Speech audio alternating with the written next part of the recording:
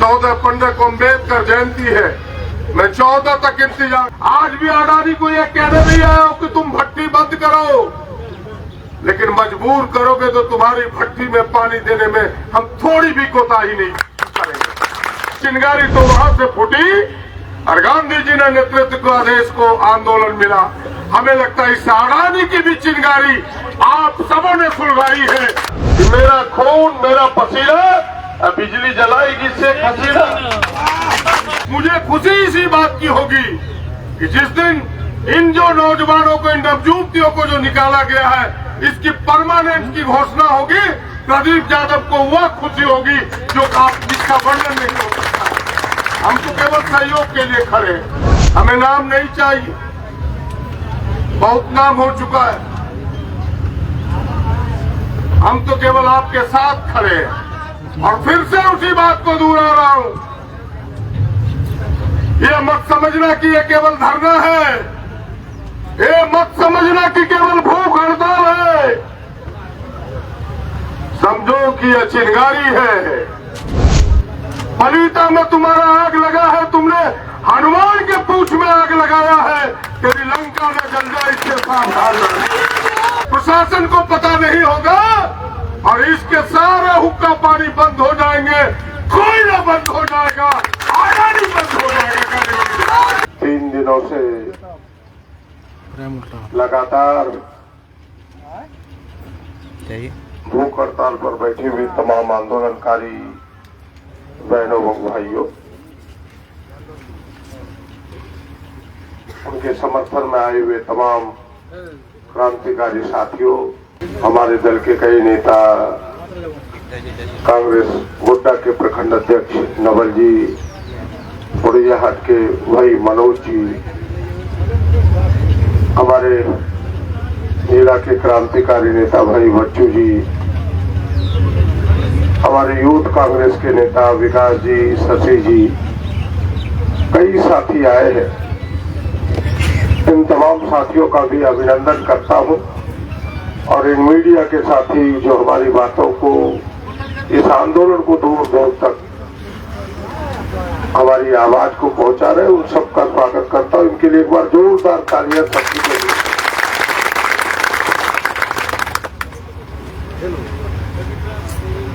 देखिए, हमारी मांगें अस्पष्ट है और मैं आपको एक बात बताऊं, कोई सुने या अनसुने में यह समझता है कि यह राजनीतिक मंच है तो उसकी भूल है। यह राजनीतिक मंच नहीं है, यह मंच है गोड्डा को हक दिलाने का, गोड्डा के नौजवानों को हक दिलाने का, नवयुवतियों को हक दिलाने का, जिन किसानों ने अपने बाप दादे की जमीन खोई है उसको हक दिलाने का यह मंच है, कोई राजनीतिक मंच ये नहीं है। और बिल्कुल उसी भाव से, उसी विचार से आपके बीच उपस्थित हूं। मैं किस पार्टी से हो नहीं हो वो तो बात की बात है, सबको पता है कि भाई हम कांग्रेस के हैं, तो सब लोग जानते हैं कि हम कांग्रेस के हैं। ये भी पता है कि भाई ठीक है, थोड़ा सा मोहर लगा है कांग्रेस का कि भाई हम अडानी के विरुद्ध लड़ने वाले लोग हैं, हमारे नेता भी लड़ते हैं, लेकिन किसी ने ये नहीं कहा कि मेरा अडानी का विरोध है, अडानी के शोषण का विरोध है, अडानी के गलत रास्ते का विरोध है। और आप सबको याद होगा, आपने गौर नहीं किया होगा, जब अडानी यहां बिठ रही थी, जमीन एक्वायर हो रहा था, उस समय भी मैंने कहा था कि गोड्डा के लोगों तुम्हें भरमा रहे लोग, हम ये नहीं कहते कि अडानी मत बैठे, लेकिन पहले जो हमारे सवाल है उसका समाधान होना चाहिए, हमारी जो शर्तें हैं उस पर एग्रीमेंट होना चाहिए। और उस समय भी हमने देखा था, यहाँ सरल लोग हैं, सहज लोग हैं, लोगों की बातों में जल्दी आ जाते हैं कि भाई गोड्डा की जमीन 2014 में राजेश भूषण यहाँ के डीसी हुआ करते थे, आज भी उसके पूरे प्रमाण है, डीसी ऑफिस में भी, सरकार के पास, कि भाई जमीन का दाम तय करने का अधिकार उपायुक्त को है, डीसी को है। उन्होंने यहाँ की जमीन का दाम पहले 42,50,000 करोड़ पर एकड़ तय किया था। कुछ अलग अलग भी थे। पुड़ियाहाट की जमीन का 32 लाख पर एकड़ था, सुंदर पहाड़ी का 37 लाख था। इस तरह के थे। मुआवजे को यदि 4 से गुणा करें तो कहीं 1.5 करोड़, कहीं 2 करोड़ पर एकड़ होता था। और उसी समय अडानी का हट हुआ। 2014 के बाद आप सबको यह नियम पता होना चाहिए कि एक बार अगर उपायुक्त दाम तय करता है तो वह 3 वर्षों तक चलता है। जैसे ही अडानी ने अभ्यावेदन दिया डीसी के यहाँ, सरकार के यहाँ, हुड्डा की जमीन का दाम घट गया। 3.25 लाख पर एकड़ कर दिया, 3.25 लाख पर एकड़। और ये मैं कोई कहानी आपको नहीं सुना रहा हूं, ये पूरी सरकार की फाइल का बात है, जिसे मैंने विधानसभा में भी कई बड़े बड़े जगहों पर जाके कहा है। और इसी की जांच के लिए मैं आज तक लड़ रहा हूं। तो मुआवजे आपको कितने मिलता? 3.25 गुना 4 कत 13 लाख। 13 लाख। भारत तो गणित बहुत कमजोर है। 13 लाख रुपया, 13 लाख रुपया मिलता। मेरी लड़ाई वहीं से प्रारंभ हुई। मैंने पहली लड़ाई वहीं से प्रारंभ किया और विधानसभा में किया कि भाई अडानी को लाभ देने के लिए आप हमारे रैयतों का, हमारे किसानों की जमीन का दाम क्यों घटा रहे हैं? जो राजनीतिक रूप में थोड़े जागरूक लोग हैं उन्हें याद होगा कि पहला शख्स था कि 3 दिनों तक झारखंड के विधानसभा को किसानों के हित में मैंने चलने नहीं दिया, तब सरकार को कदम पीछे करना पड़ा था। और फिर सरकार ने कमेटी बनाई, जिस कमेटी ने दाम किया, तय किया 12 लाख, 10 लाख, जो आपको 50 लाख रुपया मिला, वो उस लड़ाई का परिणाम था। तो मेरा विरोध उस समय भी अडानी का नहीं था। अडानी को अगर 3.25 लाख रुपया अगर दाम फिक्स रहता तो अडानी को 8,000 करोड़ का मुनाफा हो रहा था, उतना आपको घाटा हो रहा था। तो लड़ाई तो वो थी। फिर दूसरी लड़ाई मैंने कही कि भाई आप जमीन लो, लेकिन मल्टी क्रॉप लैंड है ये, इसके दाम तो अधिक होने चाहिए। अगर आपने हमारे कुछ सिंचाई को साधन, नहर को अगर आप अपने अंदर कर रहे हैं तो हमें नहर दूसरा बना के दो। कई चीजें थी उसमें, हमने लड़ाई उस पर प्रारंभ की थी। और सरकार के कानून थे। आप सबको मैं इसलिए बता रहा हूं कि आप भी जाने कि मूल लड़ाई मेरी क्या थी। कि 2012 में यही झारखंड सरकार ने कानून बनाया था, जिस कानून का नाम है एनर्जी पॉलिसी 2012। और वो एनर्जी पॉलिसी 2012 हमने नहीं, झारखंड सरकार ने बनाया था कि कोई भी कंपनी पावर प्लांट यहां बैठाएगी तो 25% बिजली सस्ते दर पर इस राज्य को देना होगा। आज भी वो कानून है।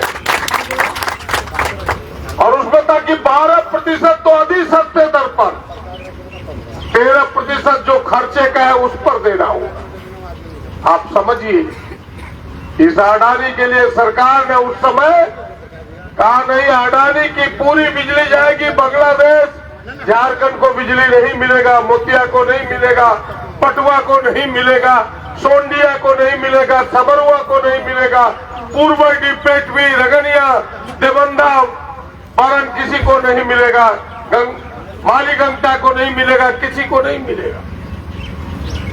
तब मेरी दूसरी लड़ाई इस बिंदु पर था कि भाई इसके लिए क्यों कानून बदल रहा है? कानून तो सबके लिए बराबर है, संविधान तो सबके लिए बराबर है, लेकिन आखिर जीत उन्हीं की हुई। उन्होंने इसी पर एग्रीमेंट किया। और अडानी की यार पूरी बिजली जा रही है बांग्लादेश, सबको पता है। इसीलिए हमने उस समय एक नारा भी दिया था, आप सबको याद होगा, वो नारा बड़ा हिट हुआ था पूरे देश में। वो नारा चर्चित हुआ था कि मेरा खून मेरा पसीना, बिजली जलाएगी शेख हसीना। मेरा था, कंपनी बैठेगा तो 100% नौकरी झारखंड में ही पहले लैंड लूजर को पहली प्राथमिकता देनी होगी। दूसरा, लैंड लूजर के बाद बचेगा इस 10 किलोमीटर के अंदर जो प्रभावित गांव है, उनके एक परिवार के नौजवानों को, नवयुवतियों को देना होगा। और इससे बचेगा तब गोड्डा के लोगों को देना होगा, और इससे बचेगा तब दुमका, देवघर, पाकुड़ और साहबगंज बचेगा, तब झारखंड। यहां तो 4 लैंड लूजर को दिया, 5वां देवघर से तुरंत एयरपोर्ट और चपकी गया। और कोई एसओपी नहीं, कोई नियम नहीं। प्रदीप यादव किसी का बोल दिया तो प्रदीप यादव का चला जाएगा। ये क्या है? 5 वैकेंसी है तुम्हारे पास, 5 वैकेंसी निकालो, और उसमें पहला शर्त दो कि भाई ये 4 वैकेंसी 10 किलोमीटर की परिधि के लिए है। ये अगर मिल गया लड़के तो पहले इस 10 किलोमीटर लैंड लूजर को हम देंगे, बचेगा तो फिर गोड्डा को देंगे, तब हम गोड्डा के बाहर देंगे, नियम के तहत। लेकिन यह करते हो कि नहीं, यादव जी लिखेगा तो उसके कहने पर दुबे जी कहेगा तो एक तो एकरा, एक तो है गोसाई के, एक तो है देवता के, एक तो है देवी के। यहाँ तो कहानी यही है। इसलिए हमने पहले भी कहा था कि भाई यहाँ रोजगार के लिए रखा हुआ है, जहाँ लोग अपने दर्ज कराते हैं कि हम पढ़ लिख करके बेरोजगार है। गैंज ऑफिस, एम्प्लॉयमेंट ऑफिस जो है, वहां लोग दर्ज करता है, उसके लिए वहां से लो।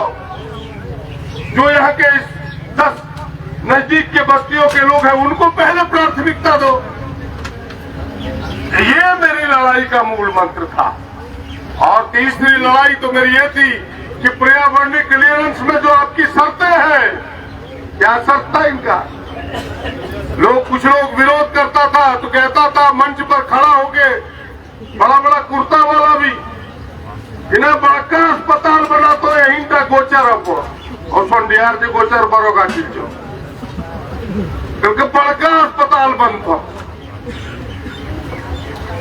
कहाँ अस्पताल, या तो एम्बुलेंस का भी ठिकाना नहीं। अस्पताल क्या बनेगा? बोला स्कूल बनाएगा, कॉन्वेंट स्कूल, अंग्रेजी और लैंड लूजर के बच्चे फ्री रहेंगे और आसपास के बच्चों को भी सस्ते दर पर एजुकेशन मिलेगा। हमरे आईटीआई में अपना कुछ पैसा लगा के बस करके नहीं, यही हो गया काम। सरकार का आईटीआई है, वो तो पहले बना, इनसे पहले वो बना था। कोई काम इसका अच्छा नहीं हुआ, न बिजली दिया, न नौकरी दिया।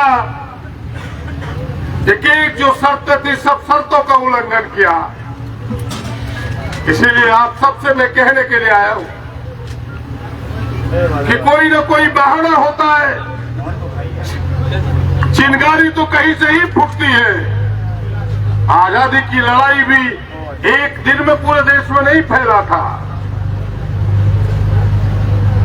अगर सैनिक विद्रोह हुआ तो पहला कारण लोग बोलते थे कि नहीं, वो जो बंदूक था उसमें जो चमड़े लगे थे, जो कारतूस दिया जाता था, उसको मुंह से निकालना पड़ता था, जिसमें सुअर का चमड़ा या किसी चीज का, गाय का दिया जाता था। तो किसी बहाने से चिंगारी तो वहां से फूटी और गांधी जी ने नेतृत्व का देश को आंदोलन मिला। हमें लगता है इस अडानी की भी चिंगारी आप सबों ने सुलगाई है। हम इसे ये नहीं कह रहे हैं कि तुम बंद करो, हम कहने आए हैं कि जो हमारी शर्त तूने कहा है उन शर्तों को पूरा करो। एक तो इन्हें तुमने रख लिया टेम्पोररी आधार पर, अब टेम्पोररी नहीं चलेगा, अब परमानेंट होगा। यही जो लोग बहक करके किसी के बहकाने पर, फुसलाने पर, बहलाने पर अंदर चले गए हैं 2-4 लोग, मुझे पता है। उनके अभिभावकों से मेरा आग्रह होगा, उनसे आग्रह होगा, इस एकता को मत तोड़ो। एकता तोड़ोगे तो कमजोर होगे, सब दिन झाड़ू मार ही रह जाओगे। सब लोग मिल के लड़ो, हमें इस पर राजनीति नहीं करनी है, लेकिन मैं दावे के साथ कहने के लिए आया हूं कि अगर आप मिलकर जिस तरह से डटे हुए हैं, देर हो सकती है, अंधेर नहीं, हमें न्याय मिलेगा, परमानेंट घोषित करना होगा इसको। इनके लोग हमसे बात कर रहे हैं, मैं कुछ छिपाता नहीं हूं। जिन्हें बीच का कोई रास्ता निकालिए, कि बीच का क्या रास्ता है बताओ जरा, बीच का रास्ता क्या है? हम बोले बीच का एक ही रास्ता है कि जितने लोगों को निकाले हो एक साथ तुम परमानेंट अडानी में घोषित कर दो, फिर बीच का रास्ता हम अलग से निकाल। पहले ये रास्ता तुम बताओ, और ये रास्ता इसे बताना होगा। आपको सुन के खुशी होगी कि आपके आंदोलन की गूंज देश के मानस पटल पर जो छाया हुआ राहुल गांधी है, उन्होंने कल बात की है, यहाँ के मुख्यमंत्री जी ने बात की है। मैं आपको विश्वास दिलाता हूं कि जल्दी आपके समाधान अस्थायी के होने वाले हैं। सब लोग आएंगे, स्वागत है, किसी दल के हो, मेरा किसी दल से विरोध नहीं है, लेकिन है गाना नहीं गाना जी। एक बेटी बुलकी जन दही चुड़ाता न हुलकी, इस गाने वाले को हक जरूरत नहीं है क्या है? ये जो गाना गाएगा बेटा उधरे रहो, न यहाँ पर पहले एकदम वहां घुस लो, बोलो वहां कौन जिलेबी धर लो, जिलेबी खाना यही देवो, मतलब पहले घुस लो मत, दन दन दन वहां से लो तब आया। ये गलत है। हम यहां अगर सब लोग बैठे हैं, वो अपने आएगा, वो मेरा मालिक नहीं है, मालिक हम सब है उसका, वो नौकर है, उसको आना होगा यहां। इसीलिए चिंता मत कीजिए, इस लड़ाई का परिणाम निकलने वाला है। और मैं अडानी को खुले शब्दों में, चुनौती भरे शब्दों में चेतावनी देना चाहता हूं कि 14 तारीख बाबा साहब का न्याय दिवस है, अंबेडकर जयंती। अगर 14 तारीख को तुमने अगर इसके अस्थायी समाधान का घोषणा 14 तक नहीं किया, तो 15 के बाद न तो तुम्हारा कोयला आएगा, न तो तुम कहीं बाहर जाओगे। 50,000 लोग जुटेंगे, पीने का पानी नहीं मिलेगा। अब प्रदीप यादव जो कहता है, शरीर में खून का कतरा जब तक है तब तक लड़ने का लड़ेंगे।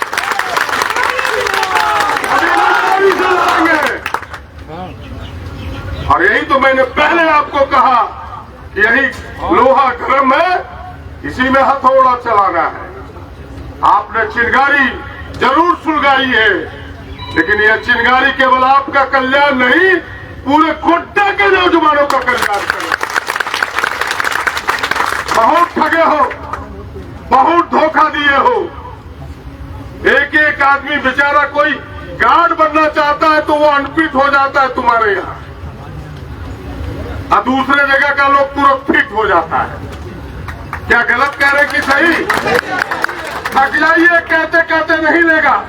हम कहते मेरे कहने पर मत लो, लेकिन लो तो तुम मोतिया का लो, सोंडिया का लो, समरुआ का लो, देवंदा का लो, मानिकपुर का लो, मालीगंगा का लो तो यहाँ के लोगों का लो, पकड़िया का लो।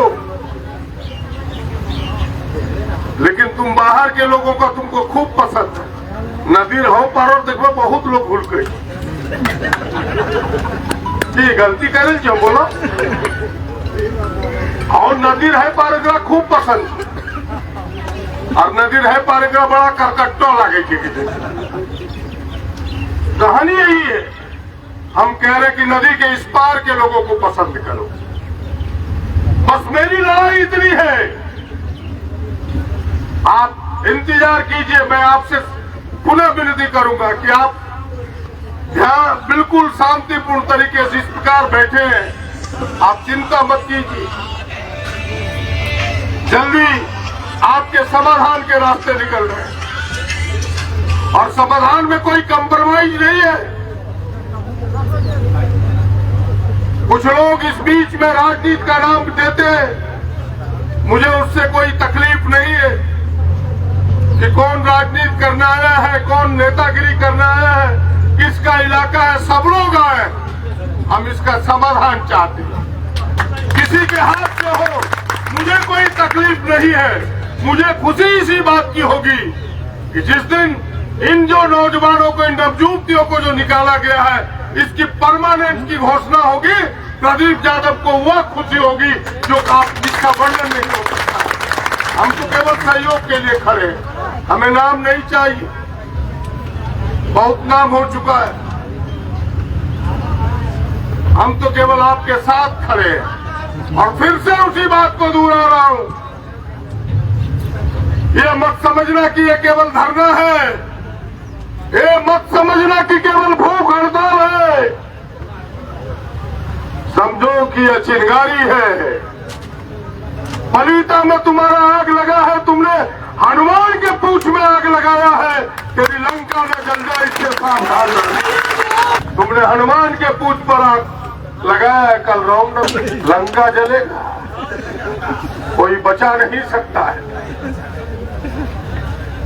इसीलिए लंका जलने से बचाना है तो एक ही उपाय है कि अपने भगवान राम के शरण में, और तुम्हारे लिए भगवान यही रैयत है जिन लोगों ने तुम्हें याद किया, इनके शरण में आओ, इनसे माफी मांगो, इनकी मुरादों को पूरी करो। प्रदीप यादव तो इनके साथ अंगद और हनुमान का रोल करने के लिए आया है, असली मालिक तो ये है, हम तो इनको सहयोग करने के लिए आए हैं, इसकी लड़ाई को मुकाम तक पहुंचाने के लिए आए हैं। और जितने लोग आए हैं, सारे लोग खड़े हैं, सारे लोग आपके सहयोग के लिए खून पसीना एक करने के लिए, जरा हाथ उठा के समर्थन बताओ। इस लड़ाई में सारे लोग एक होते हैं, सारे लोग इस आंदोलन में आपके साथ खड़े हैं। इसीलिए आप अकेलापन मत महसूस करना, लड़ना तो आपको आगे होगा, थोड़ा कष्ट होगा,